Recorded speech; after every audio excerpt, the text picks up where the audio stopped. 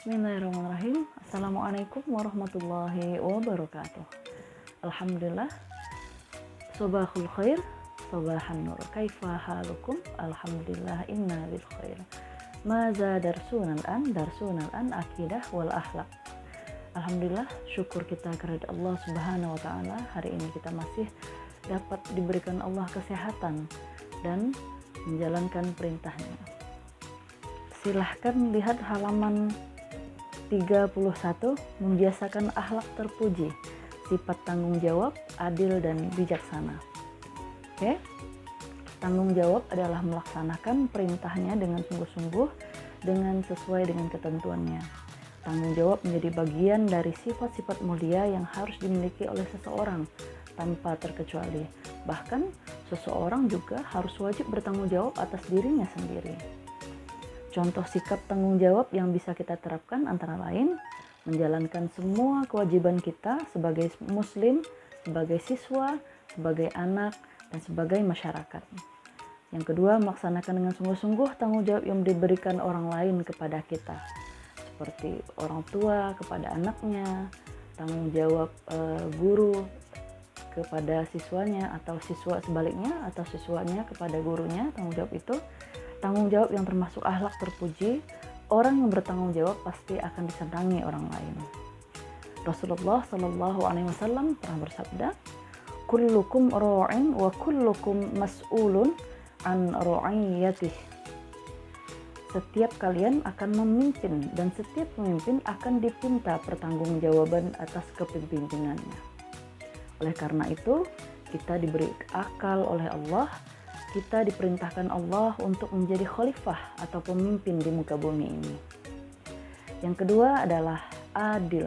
Adil menurut bahasa tidak berat sebelah atau tidak memihak dan menempatkan sesuatu itu pada tempatnya. Seorang ayah memberikan pakaian kepada anak-anaknya sesuai dengan kebutuhan anaknya. Seorang guru memberikan pujian atau memberikan nilai kepada anak muridnya dan memberikan hukuman ketika ketika siswa tersebut melakukan kesalahan dengan bijaksana, artinya tidak memihak. Terus berlaku adil dalam Islam secara terdiri atas 3 bagian, itu berlaku adil kepada Allah, tidak mempersekutukan Allah, mentaati perintahnya, tidak melanggar larangannya, dan mensyukuri nikmatnya. Kenapa kita harus berlaku adil kepada Allah? Karena Allah lah yang telah menciptakan kita, Allah yang telah memberikan kita kesehatan, Allah yang telah melengkapi segalanya hidup kita. Maka itu kita tidak boleh mempersekutukan Allah, kita tidak boleh menjauhi apa yang diperintahkan Allah. Bahkan kita harus taat dan patuh kepada Allah atas perintah Allah.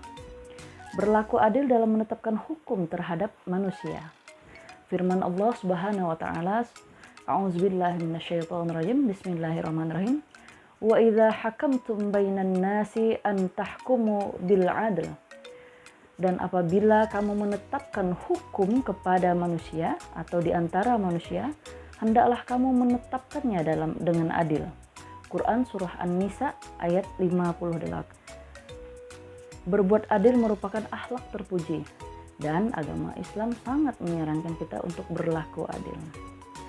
Di dalam sejarah disebutkan bahwa Rasulullah SAW adalah pemimpin kita, bahwa Rasulullah SAW adalah nabi kita yang mempunyai sikap adil yang luar biasa. Contoh kisah disebutkan bahwa Ka'bah pernah mengalami kerusakan akibat banjir besar. Para pemuka kabilah Arab yang tinggal di Mekah sepakat untuk memperbaiki Ka'bah. Ka'bah yang rusak itu akhirnya diperbaiki oleh orang-orang yang bekerja di sana, orang-orang Ka'bah. Mereka bergotong royong. Tak kala Ka'bah itu diselesaikan dan diperbaiki, terjadilah perselisihan antara mereka. Pemuka kabilah tersebut, masing-masing kabilah ingin mendapatkan kehormatan, meletakkan Hajar Aswad pada tempatnya semula di sudut Ka'bah. Perselisihan itu semakin memuncak. Untuklah seorang tokoh yang menasihatkan agar jangan diributkan, akan tetapi harus mencari seorang hakim biarlah seorang hakim yang akan menyelesaikan perkara itu. Nah, semua yang hadir akhirnya setuju bahwa hakim yang dipilih adalah orang yang pertama kali masuk ke Masjidil Haram untuk besok harinya. Pada esok harinya, orang pertama kali masuk ke Masjidil Haram adalah siapa? Ada yang tahu anak-anak ustazah? Rasulullah Sallallahu Alaihi Wasallam. Subhanallah, maka beliaulah yang terpilih menjadi hakim. Pada saat itu Rasulullah belum menjadi Rasul, tapi karena Rasulullah masuk awal, adalah orang yang pertama masuk pada hari itu, maka beliaulah yang terpilih untuk menjadi hakim. Cara Rasulullah menyelesaikan masalah ini sangat memuaskan pada pemuka kabilah. Jadi Nabi Muhammad SAW melaksanakan tugasnya. Nabi Muhammad meletakkan Hajar Aswad di tengah-tengah pada kain.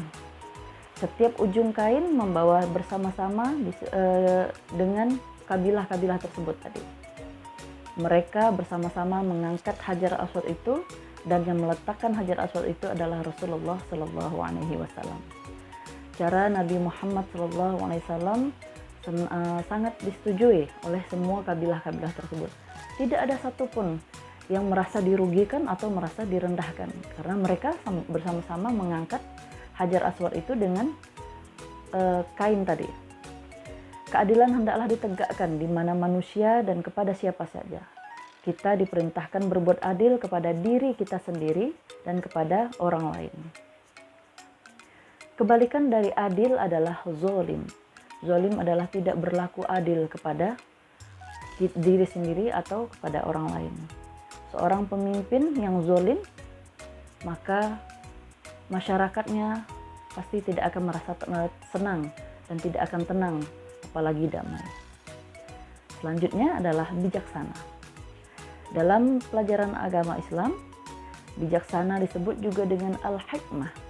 Al-hikmah adalah perkataan yang benar, pasti, atau perbuatan atau perkataan yang tepat lagi tegas yang diiringi dengan dalil yang mengungkapkan kebenaran. Dalam sejarah Islam banyak sekali tokoh-tokoh yang sangat bijaksana.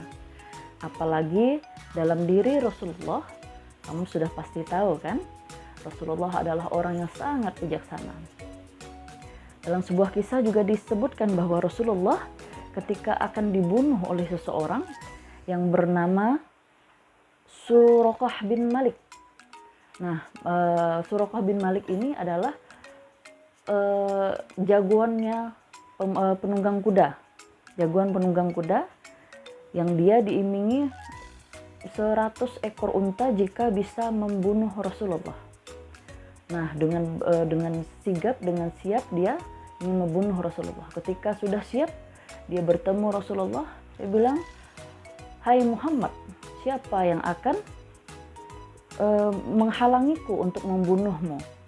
Rasulullah menjawab dengan tenang, "Allah lah yang akan menghalangimu membunuhku."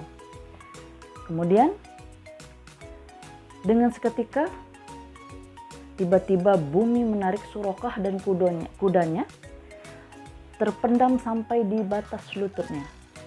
Kemudian lalu Suraqah itu meminta tolong kepada Nabi. Dan Rasulullah pun berdoa kepada Allah supaya menyelamatkan Suraqah. Dan selamatlah Suraqah beserta kudanya. Kisah yang tadi Ustazah jelaskan adalah kisah betapa bijaksananya Rasulullah. Sampai dengan ketika seseorang yang sudah tidak berdaya lagi. Rasulullah mempunyai sifat kasih sayang yang sangat sungguh luar biasa. Rasulullah juga berpikir bahwa yang benar akan mengalahkan yang tidak benar. Agar dapat berbuat bijaksana, maka kalian harus berpikir dengan benar, berusaha menyusun rencana dengan perbuatan yang baik, mengatur perbuatan atau yang sesuai dengan keadaan dan zaman, menghindari perbuatan yang dilarang Allah, berkata benar dan pasti. Hari ini kita cukupkan sampai di sini dulu. Insya Allah akan kita lanjutkan pada bab selanjutnya, yaitu kita akan lanjutkan pada bab menghindari akhlak tercela. Semoga anak-anak ustazah di rumah tetap menjaga kesehatannya, walaupun kita belajar di lewat video ini, tapi Ustazah harap anak-anak Ustazah dapat memahami apa yang Ustazah sampaikan tadi. Akhirul kalam, assalamualaikum warahmatullahi wabarakatuh.